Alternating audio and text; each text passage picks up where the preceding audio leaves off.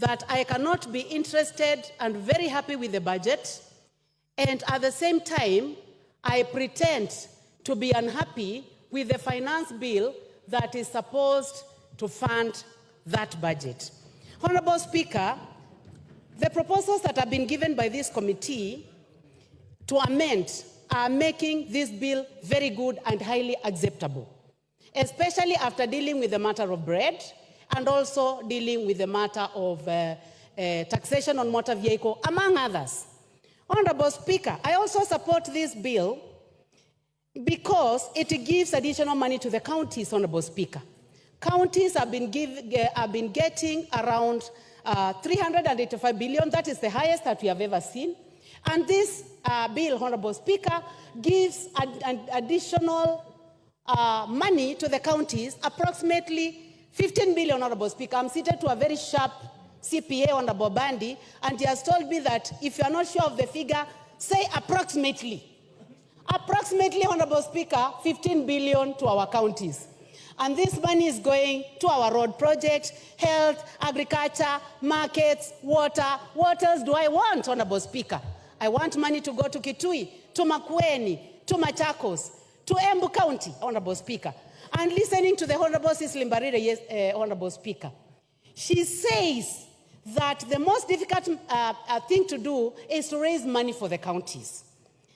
On source revenue, OSR, Honorable Speaker, this bill is in the right direction to giving additional money to the counties.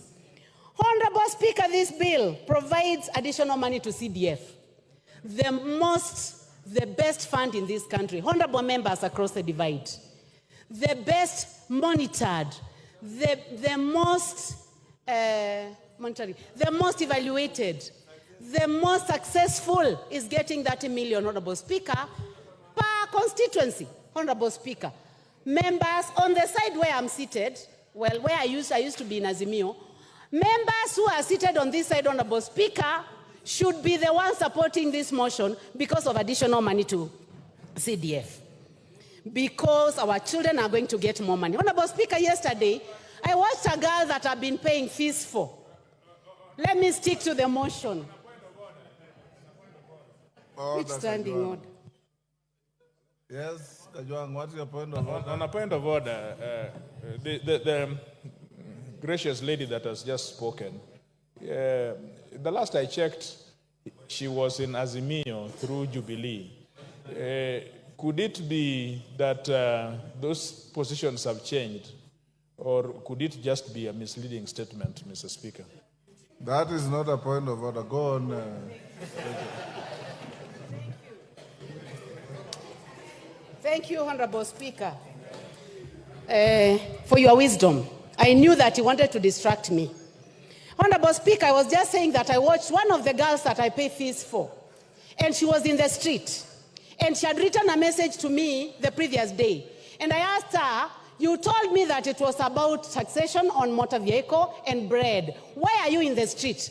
Honorable Speaker, I have just shared the video with CPA Bandi.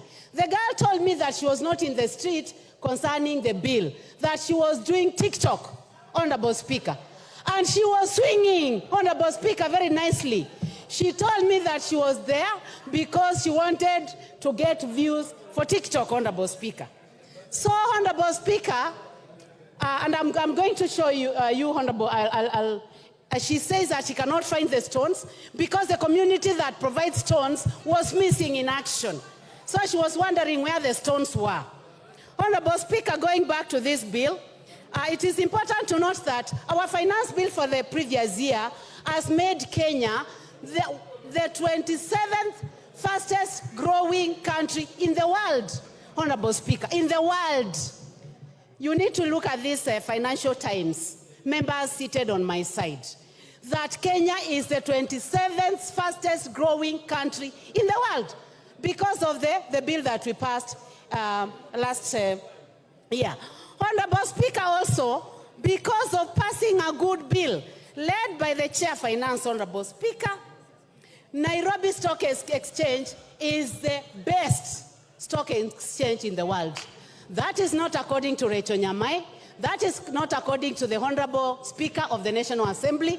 It is not according to the president of this country, Honorable Dr. William Samoei Ruto. It is according to the Financial Times that the Nairobi Exchange is the best in the world.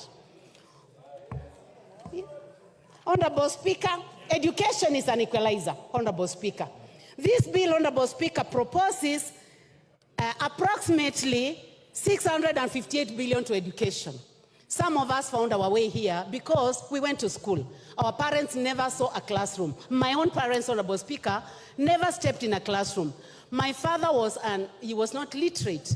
He was an assistant chief who was not literate. So I am only here because I got education. Let us support this bill for the 558 billion that is going to education, Honorable Speaker. Honorable Speaker, I support this bill because it is giving an opportunity to our industries.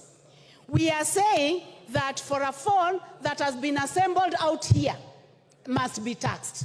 But the one that is produced by 4 companies, Honorable Speaker, that have set up here in Kenya must be given an opportunity, and that is the one that is not going to be put through taxation. So we would like these companies to continue working so that they can hire our boys and girls, so that we can have technicians working there. Honorable Speaker, concerning sanitary towels, also, it is the sanitary towels and pampers that are from outside the country. Those who are setting up here, producing here, hiring our children are not going to be taxed, and this is an effort towards a job creation. Honorable Speaker, this bill also is proposing additional money to electricity, last mile connectivity, 50 million per constituency. Honorable members, what else do we want? We must tell Kenyans the truth, that this country has made a decision that we need to light up this country. We need to extend the working hours. We need to ensure that there is energy in my villages, in Motomo, in Ekuda, in Kanziko, in Kasala. They must have power so that they are able to work longer and they are able to provide jobs. Honorable Speaker, every country aspires to have a net budget. And Honorable Speaker, I want to go to the figures, and I'll be careful, again, as advised by my friend here, who I have looked at his eyes, Honorable Speaker. I have never looked at Bandy's eyes nicely. But today I have looked direct into the eyes of the Honorable Bandy, and his eyes are very good, Mr. Speaker. And he has told me that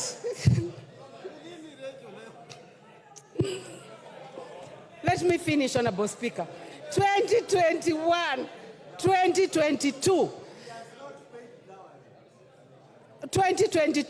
the deficit was approximately 747 billion. 2020, 2022, 2023, Honorable Speaker, the deficit, budget deficit, according to CPA Bandy and the Chair for Finance, was 846 billion. 2023, 2024, it went higher, Honorable Speaker, 908 billion.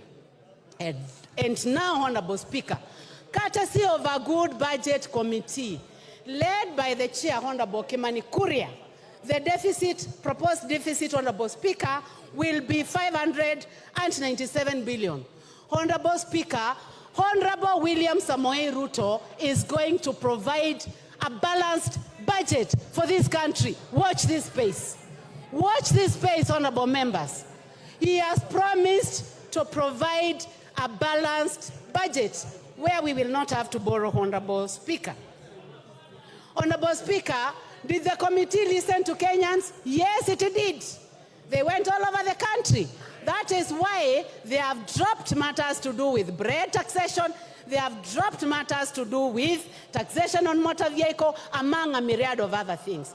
So I am calling upon everyone, Honorable Speaker, for the love of this country, for the fact that we are not only interested in... Your time is up. Cynthia Muge.